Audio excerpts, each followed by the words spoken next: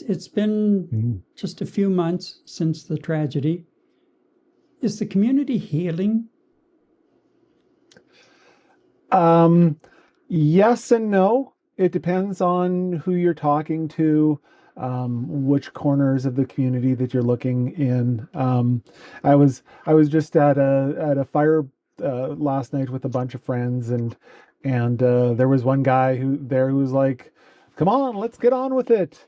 We're good. Let's move." And there were other people there who were saying, not everybody moves at the same speed, not everybody heals at the same pace, and for some people it's going to take a while. So yeah, it's really hard when you live in a community. You can't speak for everybody, so you have to speak for um it's a broad diversity of people, and um yeah. Have there been any changes within the community? Anything that's concrete, or just in the the response of the community to, as you say, you were just talking about different things? Yeah, actually, one of the biggest responses just came out, was announced today. Back in September, Northern Health, we had a couple of the doctors leave the community. And so Northern Health was like, we're going to have to close the ER because there's four doctors, uh, and two of them have left. That means, we have half the doctors just to do the regular clinic hours, let alone emergency. But the community has been really, really fighting that. And when this happened, there was just a sense of relief that this didn't happen when the clinic was closed, because Right. um, right now the closest hospital is about an hour's drive from town, and having to take all the victims and send them an hour out of town would have just been impossible. So today, Northern Health in the district announced that they've come up with some options. It's not a end all be all 24/7 emergency room coverage, but it's a start and it's a step forward in the right direction. So Now, there was a lot of talk at the time of making sure that all of the support that was required would be provided. Did that actually prove to be the case, or do you think there were some areas that were lacking? I mean, I think there's been a pretty decent job for the first week. You couldn't go more than a few feet without bumping into a care worker, an aid worker. Um, not just the people who were here through Northern Health. RCMP Victim Services were in town. We had two support dogs. Somebody came in from Fort St. John with support horses, which was kind of cool. Um, Wow. the Billy Graham Crusade had a team of people just walking around and talking to people, and just being there to support people.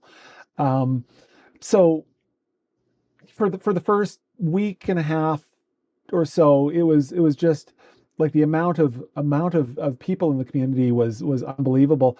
Slowly that's started to roll back. Again, the first week the community center was basically closed, other than for community healing. There was I think 8 or 10 uh, social workers there, or counselors. Now they've taken, and there's 4 or 5 counselors still in town, but they're over at the clinic, and Foundry has set up an office. So how long that will continue? That's another question. The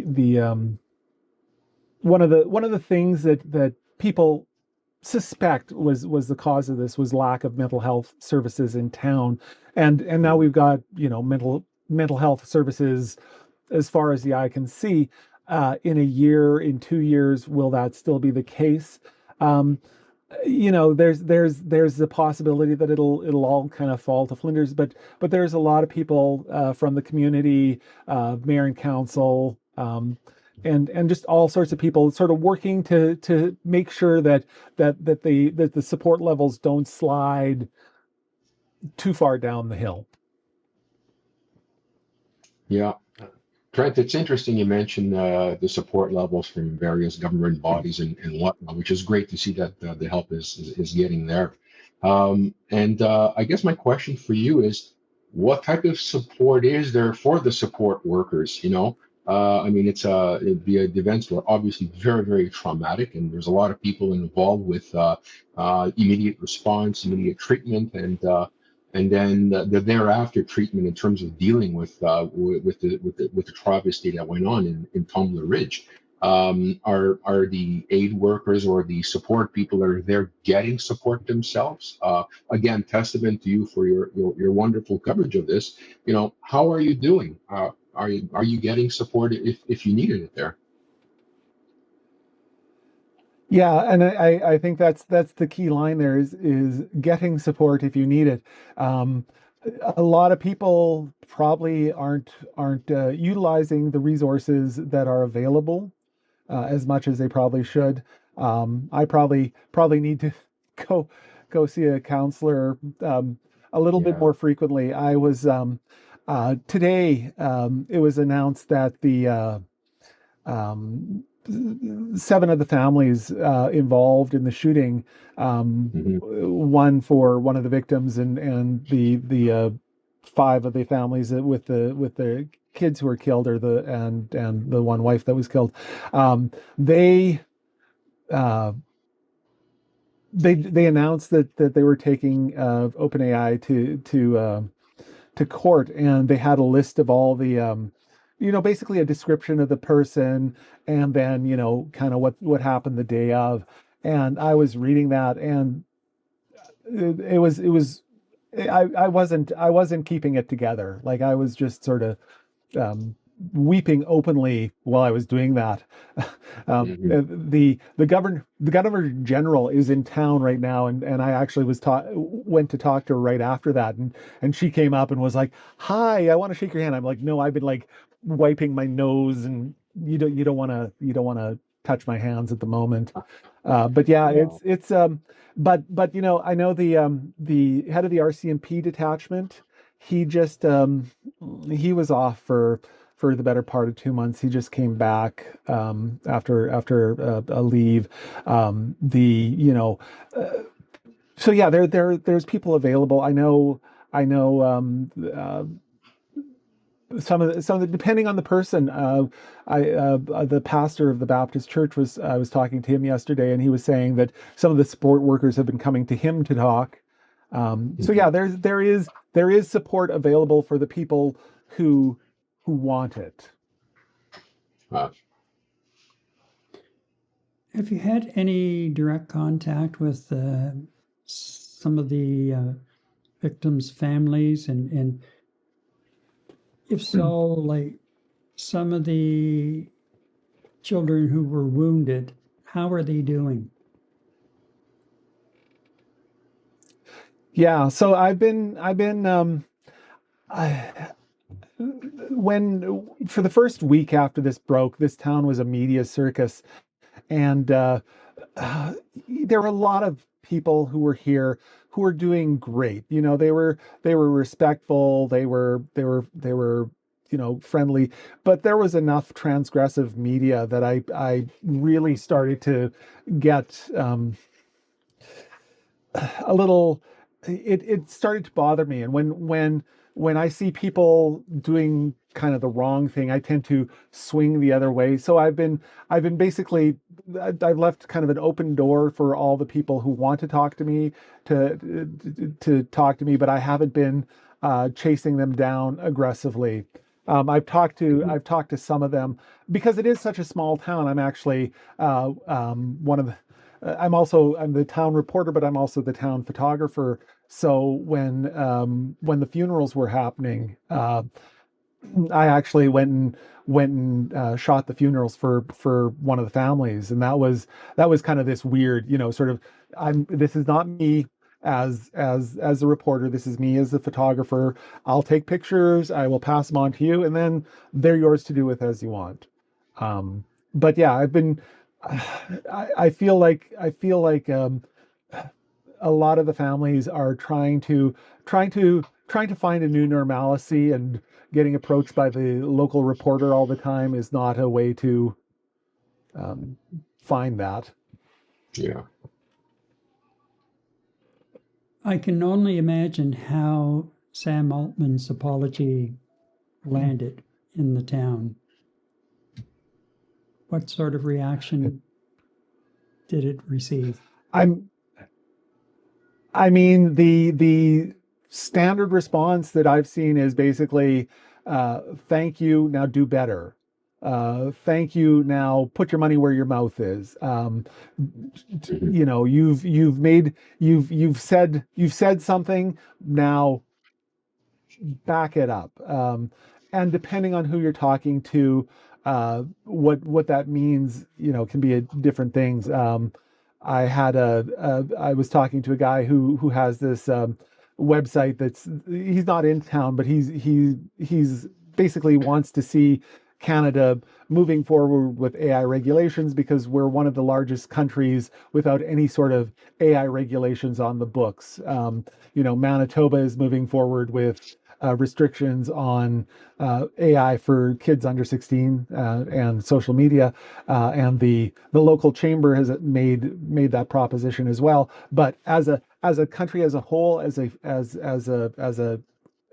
Canada, there's nothing on the books. There was one law that was coming down, and that got canceled. Um, and he said basically the same thing. Your nice, take it, take it, accept it, say thank you, but hold their feet to the fire still, because OpenAI has not had a very good record recently. Um, the Florida is taking them to has opened a criminal investigation into OpenAI. Um, there's these lawsuits in Canada. There's a bunch of lawsuits down in the States.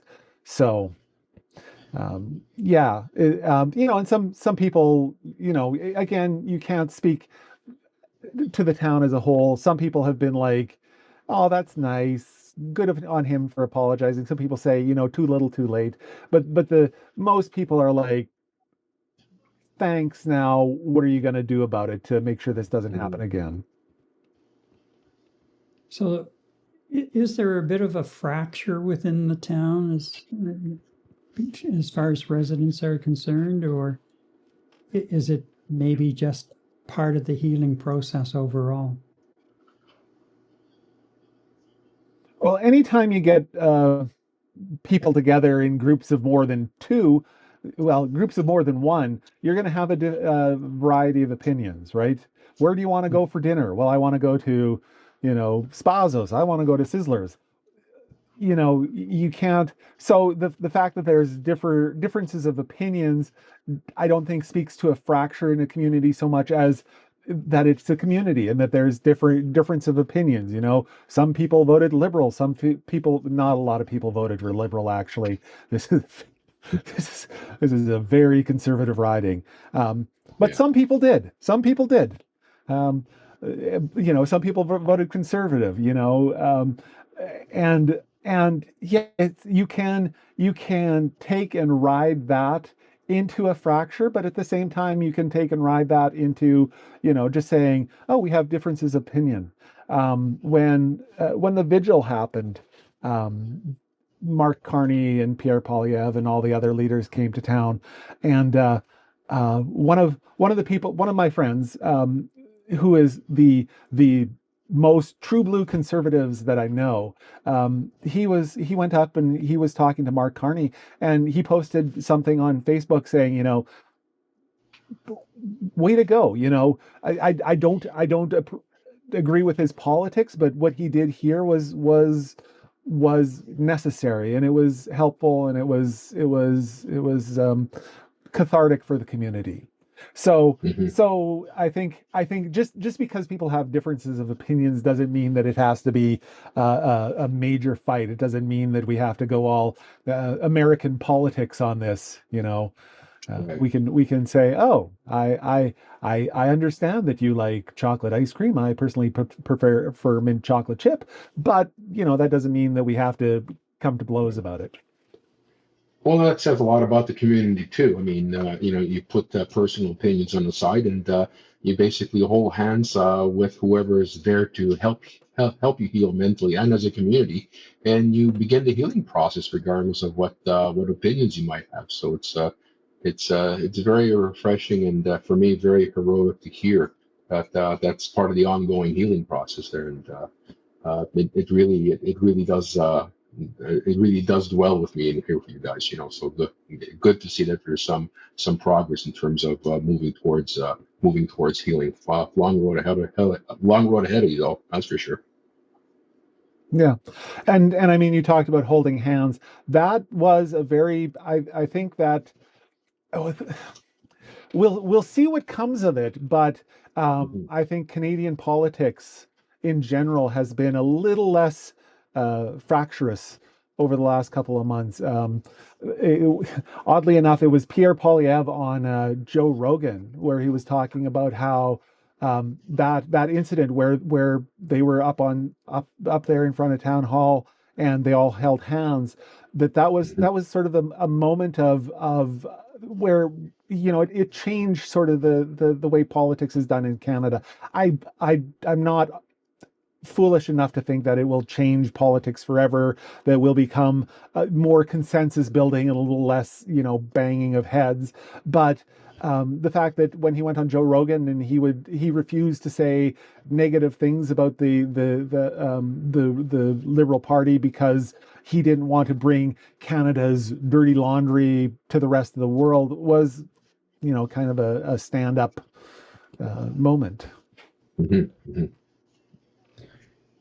So, what was the overall feeling as the town realized, not only during the vigil, which was really very moving, um, that the country was behind them and supporting them in whatever way it could through prayers, thoughts. There just seemed to be an outpouring from coast to coast to coast, and even from around Yeah. the world. But to see the country come together like that, how did that actually help? Do you think, Trent, in a way? I think so. Yeah, it's one of the dangers when things like this happen is that you become self-absorbed, right?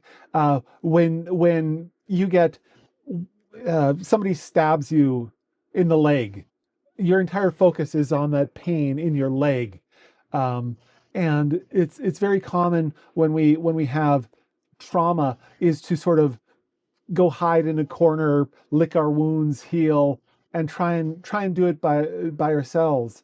And I'm one of the things that I'm doing at the paper is I'm talking to a trauma counselor, and she talks about how that's a really bad thing to do.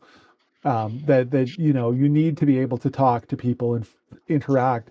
So the fact that the country has been behind us, in some very dramatic ways and in some very small ways. Tumbler Ridge was the place second in Hockeyville this year, Craft Hockeyville. Um, That's right. starting from zero 10 days before the contest ended to becoming the second place in the country, and just the people that voted, the people that supported went a long way towards helping us come together as a community. Uh, like I said earlier, I've been very close. Like the tears are basically right here all the time, and Mhm. sometimes they're sad tears, like today when I was reading out the names of the victims and the how they died, but also happy tears, right? When at the Hockeyville, when you had, probably 10% of the town, like 250 people, all gathered together and cheering and smiling and getting so excited. That for me was a bigger win than actually winning Hockeyville. I talked to a friend who's very close. When the parents of one of the victims were having some custody issues, one of the kids went and lived with him for 6 months. So he was basically dad number three, dad number two for this kid. And he said, I talked to him after that, and he said, I'm glad we lost, because I don't think I could have handled the media circus again, like the having all these people come to town. Yes, we're happy. We love the fact that people are so concerned and so caring and still pouring out love on the town. But you know, it's a little bit different when you show up at our door and say, "Hi, I'm here to give you a hug, or ask you questions, or whatever."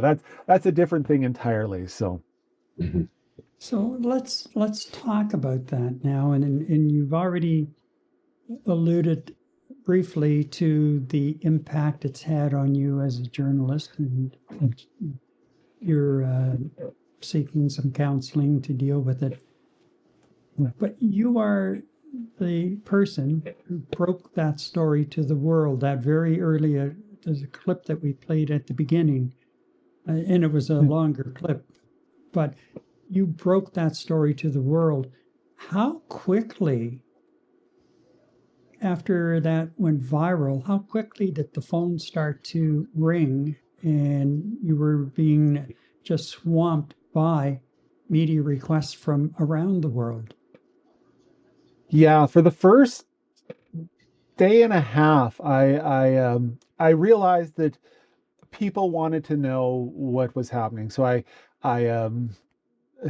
I've said in the past that I became the sacrificial bone to toss to the news hounds, um, but but that kind of lasted not much longer than that first couple of days. BBC didn't have people here. ABC out of Australia didn't have people here. But by the time after 24 hours, there were people here with some of the bigger news organizations, not like what's the word I'm looking for? Where you sell your story over and over and over.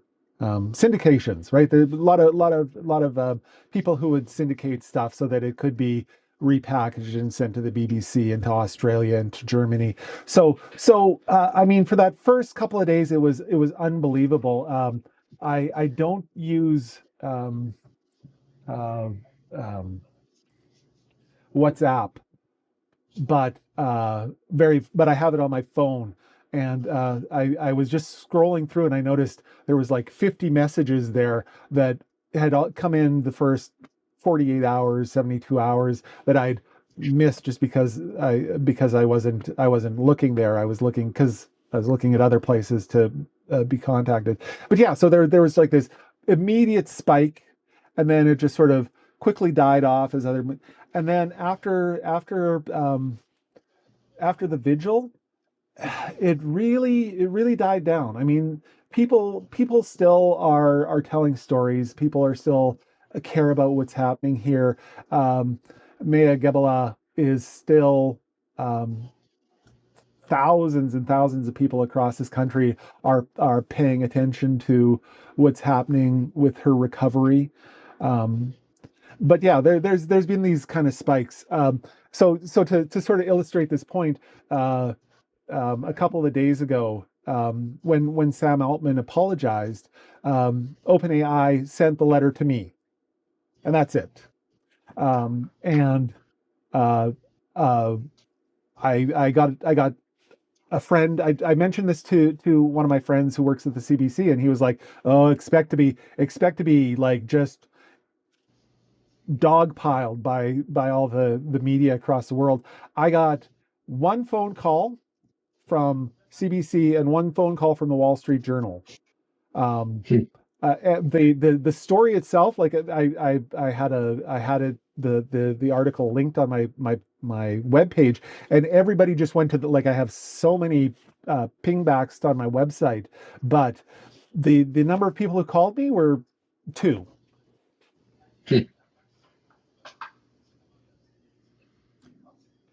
What did this teach you as a small town entity, in journalist? Well, what are you walking away from this whole episode with?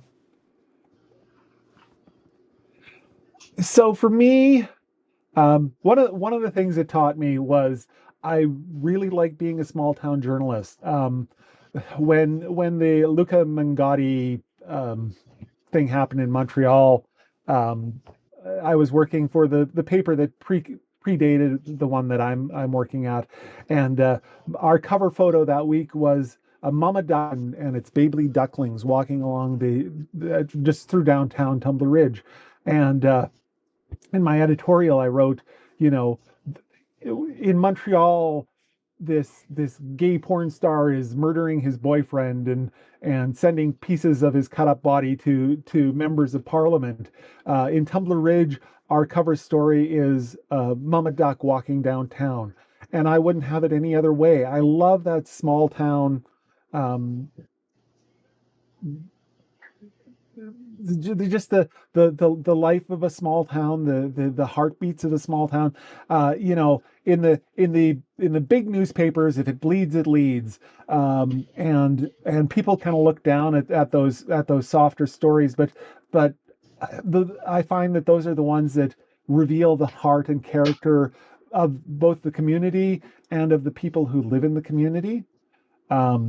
So that's one of the things that I'm taking out of this. But two, the other thing that it's kind of taught me is that to treat people, even as a journalist, to treat people with respect, with kindness, um, with treat them as human beings and not just a way to get a story.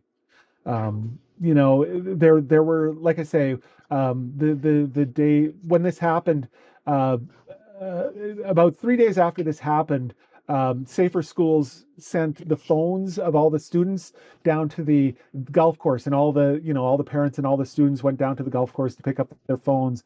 And I am told that some journalists who shall remain nameless kind of hopped in that line to pretend that they were parents of the students and were just sort of, oh, so hey, you saw what Wow. happened, and boy, that was wild. Where were you, right? And it just came across as so distasteful, and it just reminded me that's not why I'm here. If it bleeds it leads, that's not the what I believe in. Yeah, let's talk about the hard stories. Let's deal with the big issues, but you don't need to be a jerk about it.